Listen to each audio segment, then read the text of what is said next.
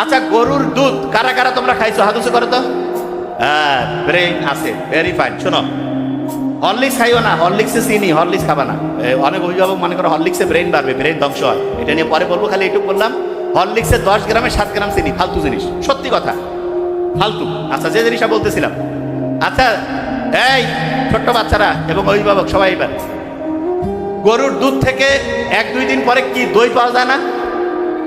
দই থেকে পাওয়া যায় মাখন, মাখন থেকে পরবর্তীতে পাওয়া যায় ঘি। বলো তো, গরুর দুধের দাম বেশি না দইয়ের দাম বেশি?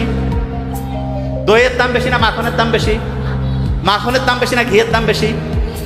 আচ্ছা, এবার তুমি মনে করো ঘি ডাইরেক্ট দুনিয়াকে ঘি আসে নাকি দুধ থেকে দই, দই থেকে মাখন, তারপরে ঘি? ডাইরেক্ট ঘি নাকি দুধ থেকে তৈরি হয়? আচ্ছা, তুমি ভালো কাজ করছো, সাথে সাথে তুমি পুরস্কার পাইছো, তাইলে বলো তো দই পাবা না দুধ পাবা?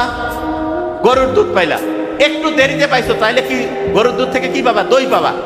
আর একটু দেরিতে হইলে, সবচেয়ে দেরিতে ঘি। তাহলে সবাই ঘি খাইতে চাও না? তাই কও না কেন? ব্রেইনের জন্য খুব উপকারী।